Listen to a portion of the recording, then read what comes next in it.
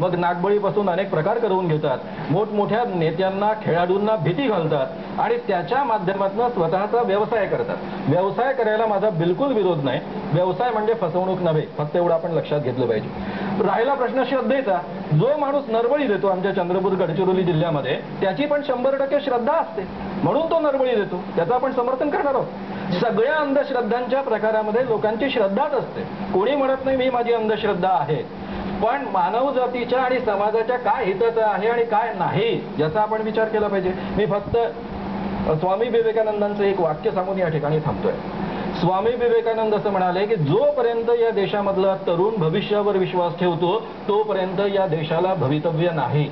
दीक्षितजी, पण याच्यात मुख्य प्रश्न कसा आहे, तो मानव म्हणतात ते सगळं बरोबर असलं तरी अनेकदा माणूस प्रयत्नपूर्वक काही गोष्टी करूनही त्याला हवं ते साध्य होत नाही आणि तेव्हा त्याला असं वाटतं की काहीतरी वेगळे फोर्सेस आहेत की काय।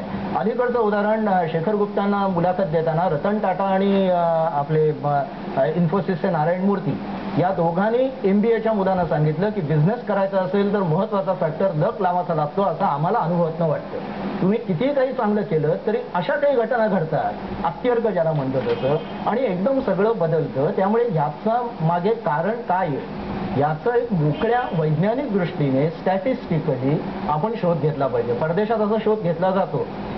आपल्या ज्योतिषांवर माझा आक्षेप हा असतो की ते स्टॅटिस्टिकली बोलत नाही। श्याम मानव म्हणाले तसं तुम्ही स्टॅटिस्टिकली आम्ही 100 कुंडल्या तपासल्या, त्यातल्या 80 बरोबर ठरल्या, 40 बरोबर ठरल्या, 60 मध्ये आमचं हे चुकलं, अशा पद्धतीने न बोलता माणसाला ज्या दोन भावना असतात, एक मला यश हवं असतं आणि मला भीतीपासून मुक्तता हवी असते, आणि अशा वेळेस स्वस्तात दिलासा मिळणारं काहीतरी मला तेव्हा हवं असतं। म्हणजे मी सायकियाट्रिककडे जाऊन उपचार करायचे ठरवले तर मला 10-50 हजार रुपये खर्च येतात, पण शनीची 7.5 आहे राहतो। अशा वेळेला डॉक्टर हे स्टॅटिस्टिकली जसं श्याम मानवाने तसं स्टॅटिस्टिकली का मांडता येत नाही आपल्याला? कर्मकांड हे थोतांड आहे असं त्यांचं म्हणणं आहे। असं जर म्हटलं तर ग्रहशांती नारायण नागबळी काय फक्त आम्हीच करतोय का?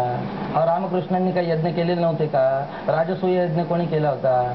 अश्वमेध यज्ञ कोणी केले होते का? ते आम्ही केले? टीव्ही आहे, प्रश्न